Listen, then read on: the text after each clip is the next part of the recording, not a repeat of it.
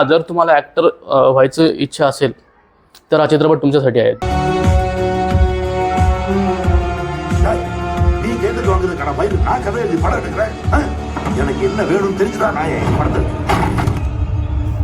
तरी तुम्हाला भाषा कळत नसेल ना तरी तुम्ही ह्या चित्रपट बघून जे ॲक्टर्सचे जे एक्सप्रेशन्स आहेत, जे डायरेक्टर लोक म्हणजे ॲक्च्युअल सेटवरती काय होत असतं, म्हणजे याच्या आधी जेव्हा आपण जे जुन्या काळात जे चित्रपट होते आपले 70s 80s 60s 70s 80s वाले, त्यावेळी जे राजकारण चालायचं ना ते याच्यामध्ये खूप छान दाखवलेलं आहे. तर त्यामुळे मी रिकमेंड करेल की ज्यांना पण ॲक्टर व्हायची इच्छा आहे त्यांनी हा चित्रपट नक्की बघावा.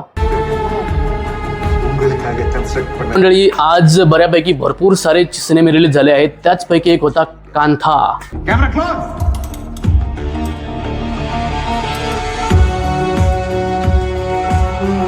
तर हा चित्रपट बघताना मला म्हणजे आधीच मला आयडिया होती की हा एक थोडा विंटेज ड्रामा चित्रपट आहे आणि तरी मी गेलो कारण मला ह्या टाईपचे चित्रपट मला खूप आवडतात. जसं की फॉर एक्झाम्पल तुम्ही काशीनाथ घाणेकर मराठीमध्ये हा चित्रपट बघितला असेल, सेम त्या टाईपमध्येच होता. आता हा चित्रपट खरं म्हणजे फिक्शनल आहे की काही रिअल स्टोरी आहे मला काही माहीत नाही, पण ह्याची स्टोरी ज्याने लिहिली ना भाई, एक नंबर काय काम केलं यार. आणि जो डायरेक्टर होता, म्युझिक डायरेक्टर होता आणि जेवढे पण ॲक्टर्स होते याच्यामध्ये सगळेच एकदम टॉप नॉच मस्त काम केले सगळ्यांनी.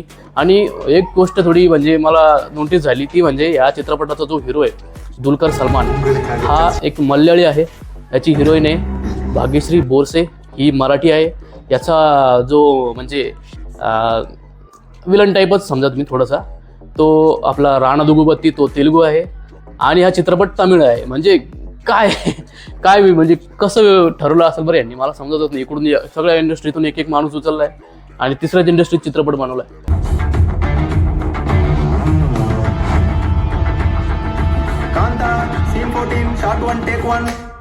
खरं म्हणजे मला एक गोष्ट सगळ्यात म्हणजे अनएक्सपेक्टेड वाटली ती म्हणजे भाग्यश्री बोरसे. अबे काय एक्सप्रेशन देते ही यार, काय ॲक्टिंग करते. हिला आतापर्यंत हिने तेलुगू चित्रपट खूप केलेत आणि तिथे हिला आवड पण मिळाला, पण एवढी छान ॲक्टिंग करते, एवढं सगळं भारीचं. पण मला एक गोष्ट आवडली नाही याची. आता म्हणजे थोडं म्हणजे पर्सनल होतं माझं थोडं, कारणच असं आहे की कारण ही आणि आम्ही म्हणजे एकाच सिटीतले आहे आणि आता आमच्या सिटीचं नाव आहे छत्रपती संभाजीनगर. आणि हिला जेव्हा तेलुगू स्टेजवरती जेव्हा अवॉर्ड मिळाला, हिने छत्रपती संभाजीनगर नाही बोलली, ही तिथं औरंगाबाद बोलली. I come from a very small town called Aurangabad. Over there, I didn't really have a lot of courage to have big dreams. आता राग तर येणारच ना मला माझ्यासारखी जेवढे पण आहेत. आमची इच्छा काय बाबा, तू आम्हाला आता एवढं त्या मोठ्या तेलुगू इंडस्ट्रीमध्ये तू शहराचं नाव घेते तर तू व्यवस्थित घ्यायला पाहिजे असं मला वाटतंय. तर तिने अजून पण काही माफी मागितलेली नाही आहे. तर ठीक आहे, आपण अपेक्षा करू आता मागेल ती. आता आपण याच्यापेक्षा जास्त तर काही बोलू शकत.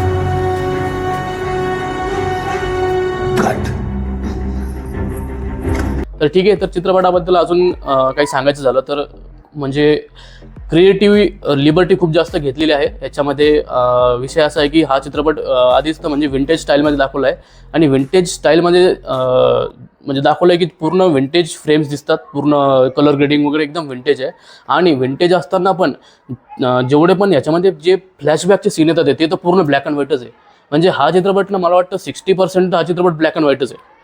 पूर्ण असं वाटतं अरे असं सीन येतो काहीतरी होतं, नंतर मग त्याची बॅक स्टोरी दाखवतात ती पूर्ण ब्लॅक अँड व्हाईट. थोडाफार पिक्चर पुढे जातो, मग नंतर परत थोडी त्याची फ्लॅशबॅक दाखवतात तो पण पूर्ण ब्लॅक अँड व्हाईट.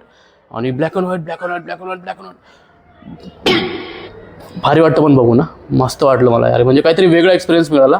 आणि अजून एक गोष्ट म्हणजे याच्यातले जे कॅरेक्टर्स होते ते एवढे कन्फ्युजिंग होते ना सुरुवातीपासूनच असं वाटलं अच्छा ठीक आहे हा चांगला आहे हा वाईट आहे. थोड्या वेळाने मग तर नाही हा वाईट आहे हा चांगला आहे. मग ती हिरोईनची एंट्री होते, मग असं वाटतं अरे हीच वाईट आहे, हे दोघं चांगले आहेत. असं फिरत राहतं सगळं. नंतर मग तिसरंच कोणतरी येतं, मग कळतं अरे हे तिघं चांगले होते हा वाईट आहे. असं दाखवलं आहे. म्हणजे कन्फ्यूज करायचं काम खूप जास्त केलेलं आहे आणि त्यामध्येच मजा पण खूप येते. खूप चांगलं वाटलं त्यामुळे बघून. आणि विषय असा होता की आता मला तमिळ बऱ्यापैकी कळते म्हणून मला एवढं काही प्रॉब्लेम आला नाही. 70-80% तर मला चित्रपट मस्त समजला. आणि या चित्रपटाला हेच नव्हत्या ह्या चित्रपटामध्ये सबटायटल्सच नव्हते. मला वाटतं की हिशोबाने बरं झालं ते, नाही तर सबटायटल असले की मी आपण सबटायटलच वाचत बसतो आणि सीन पुढे निघून जातो, त्यामुळे तो सीन काही व्यवस्थित कळत नाही. त्याच्यामुळे सबटायटल नसलेले माझ्यासाठी चांगले आहे. म्हणजे मराठी चित्रपट गरजच नाही मला, तर हिंदीला पण गरज नाही, इंग्लिशला गरज पडू शकते कधी कधी, कारण ते एवढे करून बोलतात ते एवढं काही समजत नाही, त्याच्यामुळे ते सबटायटल असलेलं बरं वाटतं.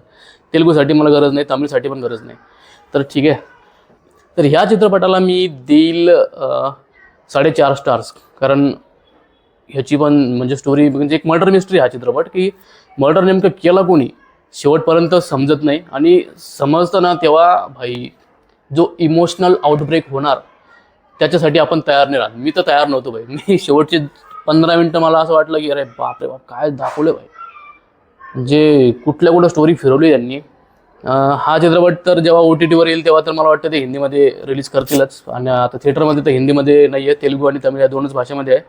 आणि मला वाटतं सबटायटल्स यांनी कुठंच लावले नसतील असं मला वाटतंय, कारण मी जिथं चित्रपट बघितला तिथं ऑलमोस्ट सगळ्याच पिक्चरला सबटायटल असतात, पण ह्याला तर नव्हता. இன்னொரு டேக் போகலாம் பாபு. கடைசி வரையில போலாம். அப்படியே அறிங்க. டேக் 2. அந்த மனவாளன் மண்டியிட்டு மன்னிப்பு கேட்கிறேன். மன்னிப்பாயா? ठीक आहे. आणि मी गोंधळ बघितला आजच. गोंधळला पण सबटायटल होते, पण याला नव्हते.